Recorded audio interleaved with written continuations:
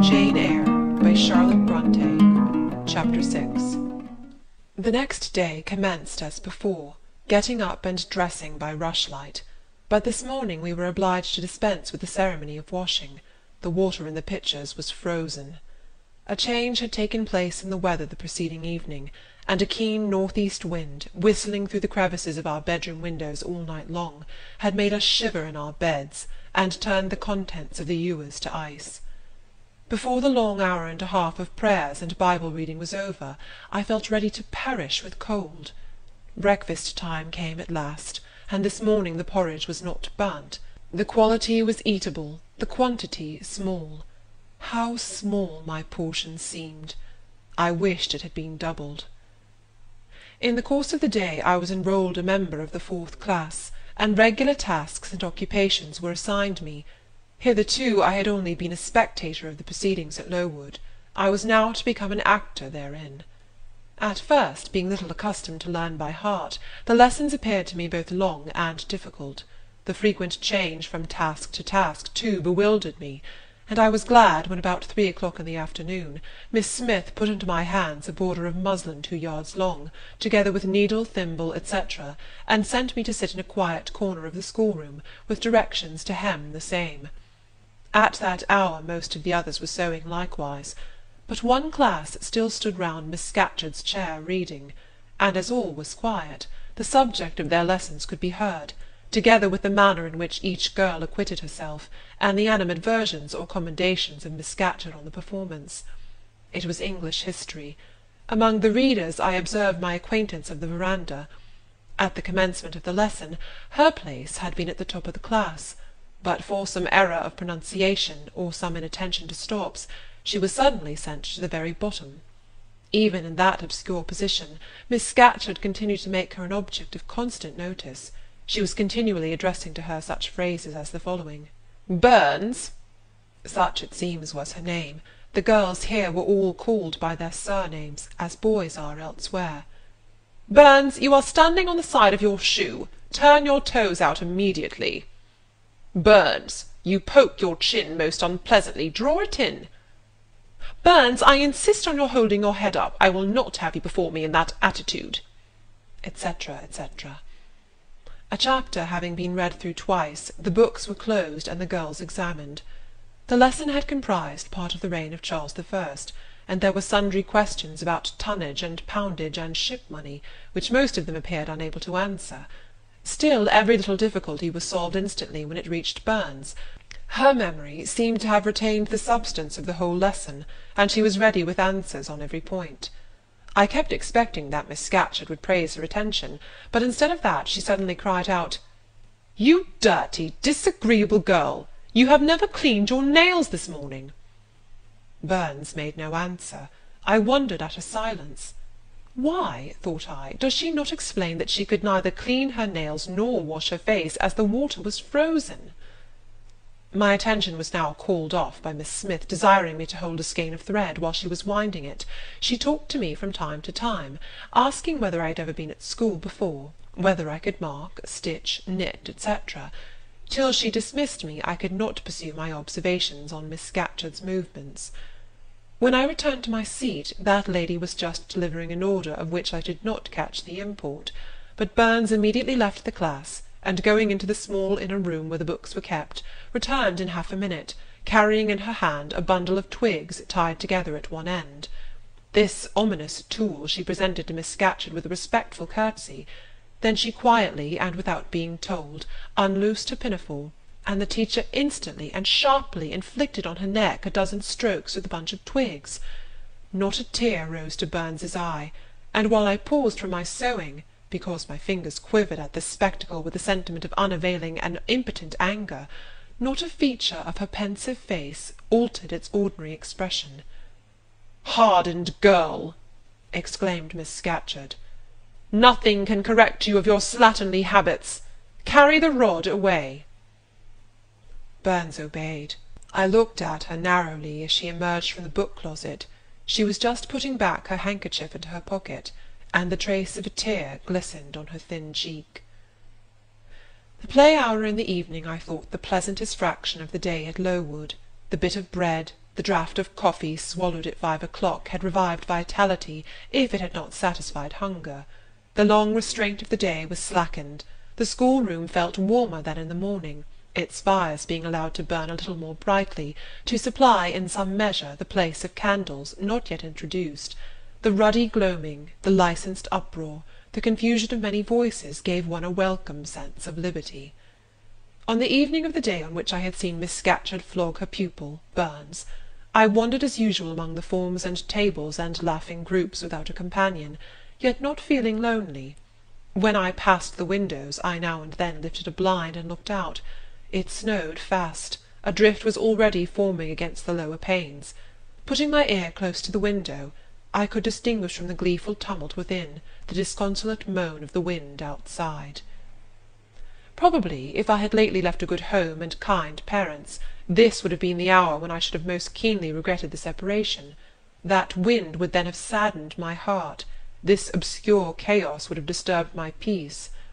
As it was, I derived from both a strange excitement, and reckless and feverish I wished the wind to howl more wildly, the gloom to deepen to darkness, and the confusion to rise to clamour. Jumping over forms and creeping under tables, I made my way to one of the fireplaces. There, kneeling by the high wire fender, I found Burns, absorbed, silent, abstracted from all round her by the companionship of a book, which she read by the dim glare of the embers. "Is it still Rasselas?" I asked, coming behind her. "Yes," she said, "and I have just finished it." And in 5 minutes more she shut it up. I was glad of this. Now, thought I can perhaps get her to talk. I sat down by her on the floor. "What is your name besides Burns?" "Helen." "Do you come a long way from here?" "I come from a place farther north, quite on the borders of Scotland." "Will you ever go back?" "I hope so, but nobody can be sure of the future." "You must wish to leave Lowood." "No, why should I? I was sent to Lowood to get an education, and it would be of no use going away until I have attained that object." "But that teacher, Miss Scatcherd, is so cruel to you." "Cruel? Not at all. She is severe. She dislikes my faults." "And if I were in your place I should dislike her. I should resist her. If she struck me with that rod I should get it from her hand. I should break it under her nose." "Probably you do nothing of the sort. But if you did, Mr. Brocklehurst would expel you from the school. That would be a great grief to your relations. It is far better to endure patiently a smart which nobody feels but yourself, than to commit a hasty action whose evil consequences will extend to all connected with you. And besides, the Bible bids us return good for evil. But then it seems disgraceful to be flogged, and to be sent to stand in the middle of a room full of people. And you are such a great girl. I am far younger than you, and I could not bear it." "Yes, it would be your duty to bear it, if you could not avoid it. It is weak and silly to say you cannot bear what it is your fate to be required to bear." I heard her with wonder. I could not comprehend this doctrine of endurance, and still less could I understand or sympathize with the forbearance she expressed for her chastiser. Still I felt that Helen Burns considered things by a light invisible to my eyes. I suspected she might be right and I wrong, but I would not ponder the matter deeply. Like Felix, I put it off to a more convenient season. "You say you have faults, Helen. What are they? To me you seem very good." "Then learn from me not to judge by appearances. I am, as Miss Scatcherd said, slatternly. I seldom put and never keep things in order. I am careless. I forget rules. I read when I should learn my lessons. I have no method, and I sometimes say, like you, I cannot bear to be subjected to systematic arrangements. This is all very provoking to Miss Scatcherd, who is naturally neat, punctual, and particular." "And cross, and cruel," I added, but Helen Burns would not admit my addition. She kept silence. "Is Miss Temple as severe to you as Miss Scatcherd?" At the utterance of Miss Temple's name a soft smile flitted over her grave face. "Miss Temple is full of goodness. It pains her to be severe to any one, even the worst in the school. She sees my errors, and tells me of them gently, and if I do anything worthy of praise, she gives me my meed liberally. One strong proof of my wretchedly defective nature is, that even her expostulations, so mild, so rational, have not influence to cure me of my faults, and even her praise, though I value it most highly, cannot stimulate me to continued care and foresight. "That is curious," said I. "It is so easy to be careful." "For you, I have no doubt it is. I observed you in your class this morning, and saw you were closely attentive. Your thoughts never seemed to wander while Miss Miller explained the lesson and questioned you. Now mine continually rove away. When I should be listening to Miss Scatcherd and collecting all she says with assiduity, often I lose the very sound of her voice. I fall into a sort of dream. Sometimes I think I am in Northumberland, and that the noises I hear round me are the bubbling of a little brook which runs through Deepden near our house. Then, when it comes to my turn to reply, I have to be awakened, and having heard nothing of what was read for listening to the visionary brook, I have no answer ready." "Yet how well you replied this afternoon!"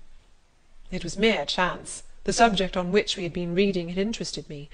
This afternoon, instead of dreaming of Deepden, I was wondering how a man who wished to do right could act so unjustly and unwisely as Charles I sometimes did, and I thought what a pity it was that, with his integrity and conscientiousness, he could see no farther than the prerogatives of the crown. If he had but been able to look to a distance, and see how what they call the spirit of the age was tending.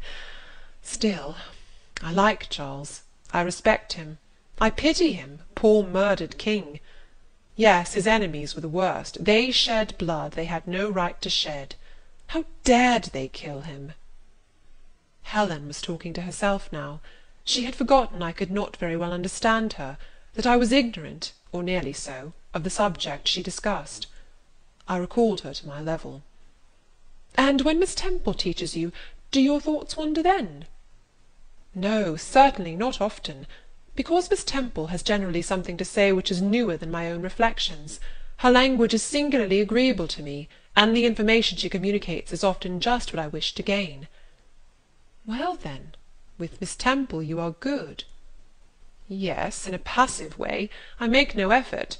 I follow as inclination guides me. There is no merit in such goodness." "A great deal. You are good to those who are good to you. It is all I ever desire to be.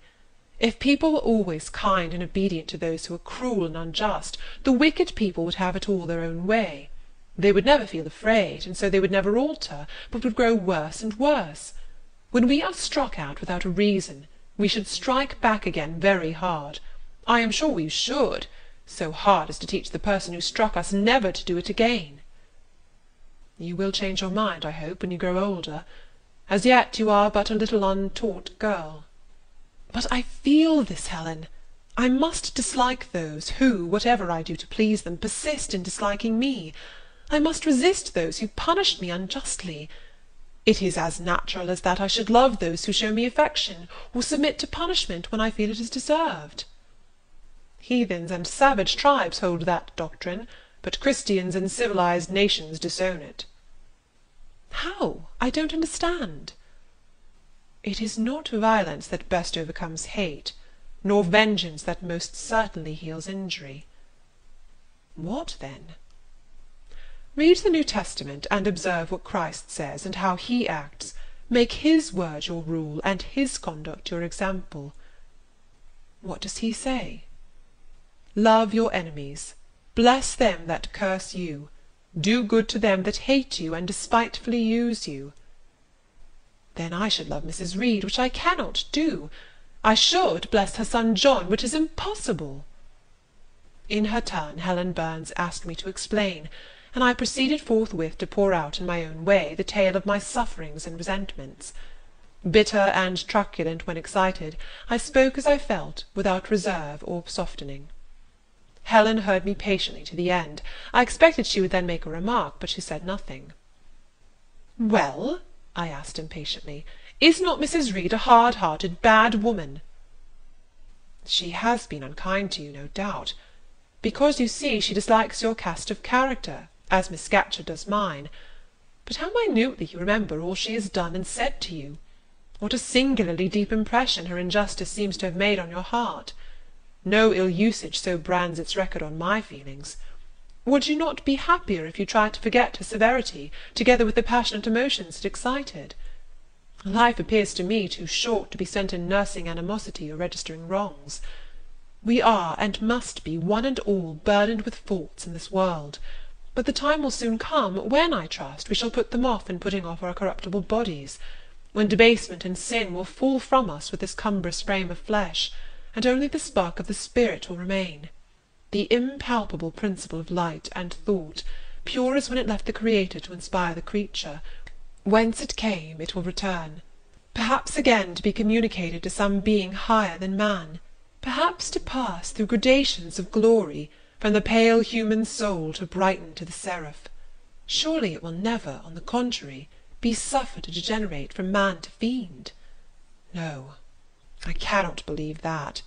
I hold another creed, which no one ever taught me, and which I seldom mention, but in which I delight, and to which I cling, for it extends hope to all, it makes eternity a rest, a mighty home, not a terror and an abyss. Besides, with this creed I can so clearly distinguish between the criminal and his crime, I can so sincerely forgive the first while I abhor the last. With this creed revenge never worries my heart, degradation never too deeply disgusts me, injustice never crushes me too low. I live in calm, looking to the end. Helen's head, always drooping, sank a little lower as she finished this sentence. I saw by her look she wished no longer to talk to me, but rather to converse with her own thoughts. She was not allowed much time for meditation. A monitor, a great rough girl, presently came up, exclaiming in a strong Cumberland accent, "Helen Burns, if you don't go and put your drawer in order and fold up your work this minute, I'll tell Miss Scatcherd to come and look at it." Helen sighed as her reverie fled, and getting up, obeyed the monitor without reply as without delay.